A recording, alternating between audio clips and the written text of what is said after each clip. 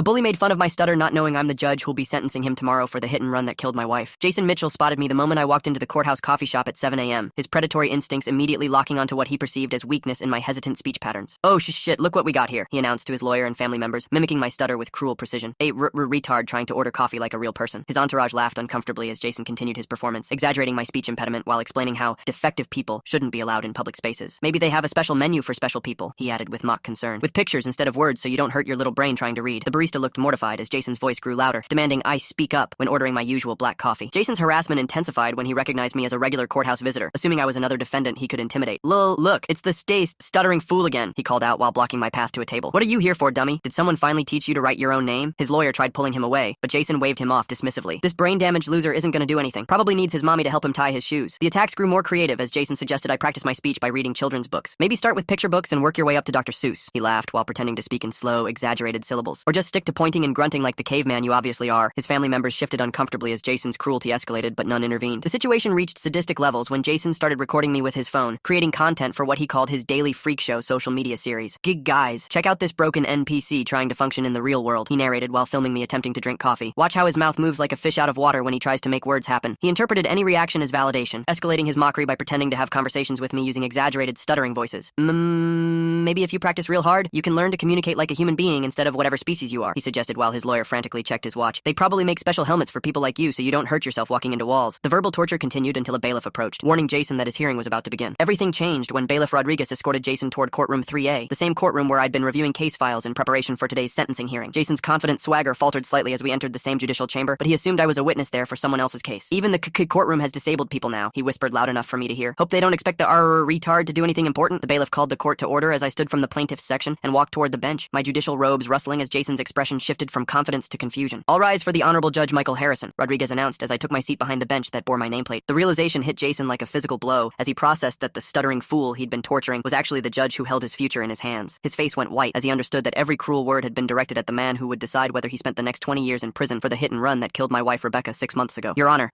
Jason began, his voice cracking as the magnitude of his mistake became clear. I looked down at him calmly while opening his case file, my stutter completely gone as it always was when I spoke from the bench. "Mr. Mitchell, you're here for sentencing in the matter of vehicular manslaughter in the death of Rebecca Harrison," I announced while Jason's lawyer whispered damage control strategies. "Before I render judgment, is there anything you'd like to say about your conduct this morning?" Jason's arrogance crumbled completely as tears started flowing down his cheeks. "Please, Your Honor, I didn't know," he sobbed while falling to his knees. "I'm sorry. I'm so sorry. Please don't send me to prison. I have kids. I have a family." His begging intensified as I remained silent, letting him experience the same helplessness he'd inflicted on others. "I'll do anything. Pay anything. Please have mercy." I sentenced Jason Mitchell to 18 years in state prison without possibility of parole, ensuring he'd have plenty of time to practice his own communication skills with fellow inmates who didn't appreciate bullies.